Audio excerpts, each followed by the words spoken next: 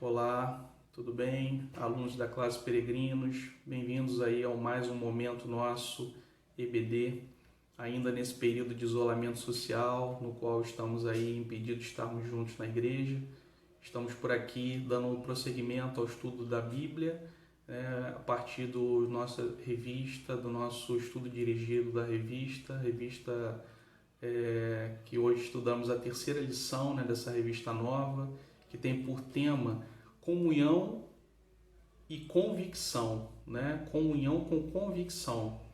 Então, assim, a importância de uma comunhão autêntica com Deus a partir de uma convicção autêntica, E essa lição, esse estudo, ele tem por base o texto de Lucas 2, do verso 40 ao verso 52, quando é narrada a história de Jesus e seus 12 anos no templo, no meio dos mestres, doutores da lei da época, e a partir do verso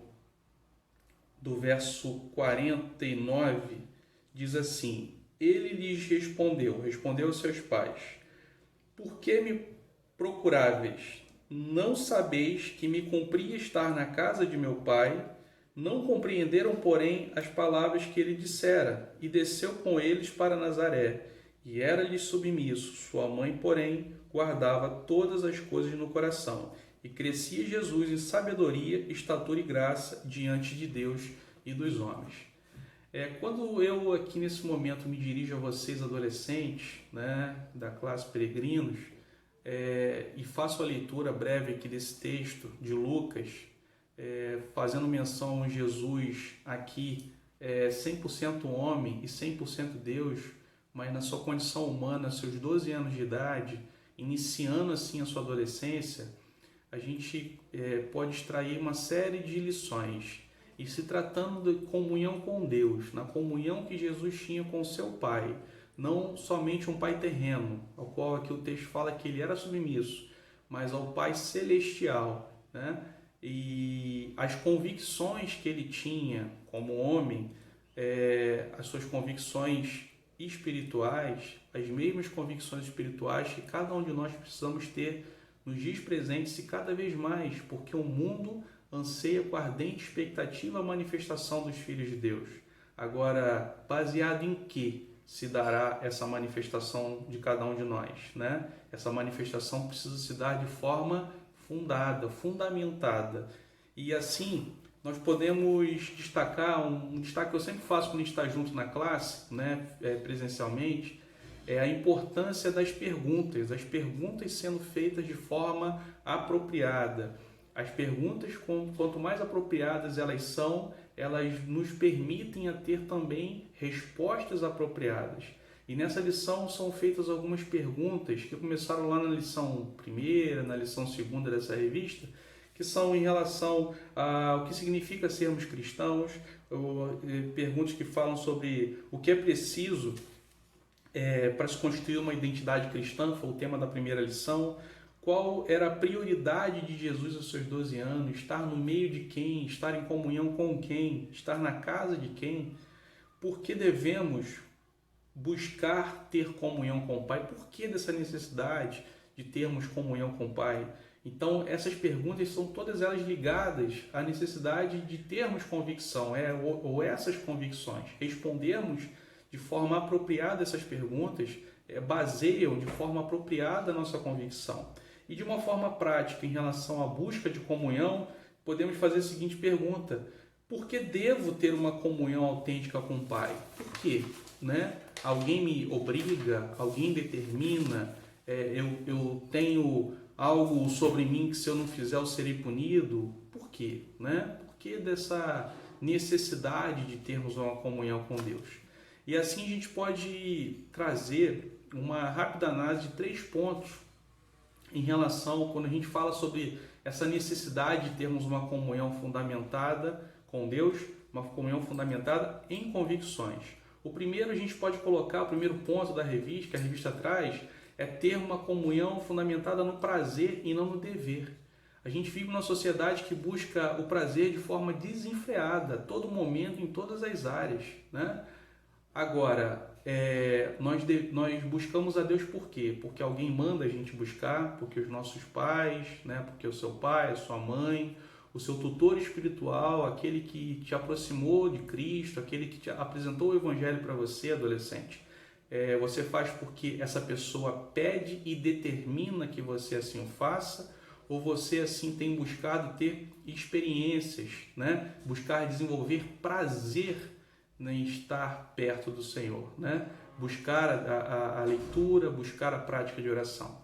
O segundo ponto que podemos destacar é justamente termos convicção, buscarmos por convicção e não por obrigação, né? Então, desenvolvemos essa convicção baseada em quê? Experiências. À medida que não vivemos ou deixamos de viver das experiências de outros, né, e buscamos as nossas próprias vivências, as nossas próprias experiências com Cristo, né, fundamentamos a nossa fé, fundamentamos a nossa prática de comunhão com Deus de forma diferenciada. Então, a importância de termos de fato uma busca por essa vida, por essa vivência de experiências, né? Experimentar de experiências com Deus. E a terceiro e último ponto que podemos destacar é a busca e o desenvolvimento, a fundamentação dessa comunhão com Cristo a partir do amor e não por interesse.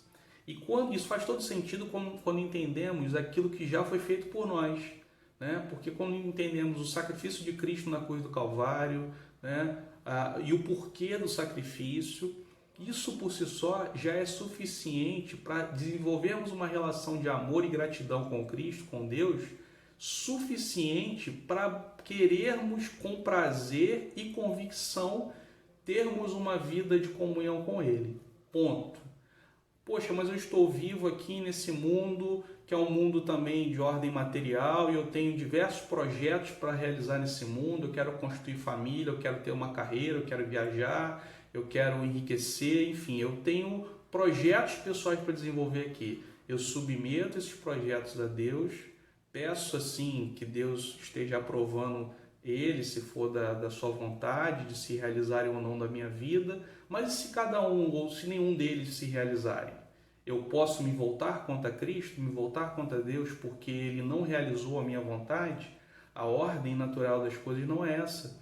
Então, aquilo que já foi feito por nós deve ser suficiente para um desenvolvimento de uma relação de amor nossa para com Deus, suficiente, e assim buscarmos ter essa comunhão.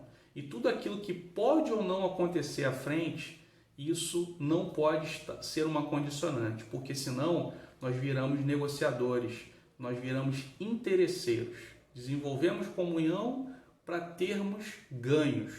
E isso, eticamente falando, né, e espiritualmente falando, está errado. Não podemos adotar esse caminho. E para finalizar, meus queridos, que nós possamos usar esse período ainda de quarentena, ainda de afastamento social, para meditação, né, na palavra de Deus, para desenvolvermos melhor nossa prática de oração, buscar fortalecer as nossas convicções, né, a partir de experiências reais com Cristo, né, para que nada, para que isso seja qualquer outra coisa que a gente busque, melhor dizendo, qualquer outra coisa que a gente busque, materialmente falando, seja acrescentado, seja um acréscimo, e não uma busca em si, né? Um fim em si mesmo. O nosso fim principal deve ser ter comunhão com Cristo, deve ser agradar a Cristo, né? E todas as demais coisas, ainda que sejam sonhos e projetos nossos, que sejam acrescentados ou não por Deus, né? Como uma consequência natural da nossa busca, do nosso trabalho, das nossas renúncias, do nosso quebrantamento de coração diário, né? Dia após dia. Que assim a gente possa refletir nessa palavra, que vocês tenham a oportunidade, aqueles que estão com a revista, de ler a lição, estudar a lição de uma forma mais detalhada, aprofundada, que é um material muito rico para nosso crescimento espiritual nesse tempo, tá, pessoal? Comunhão a partir de convicções. Desenvolvam as suas convicções, aprofundem as suas convicções cada vez mais. E que Deus assim nos abençoe. Abraço.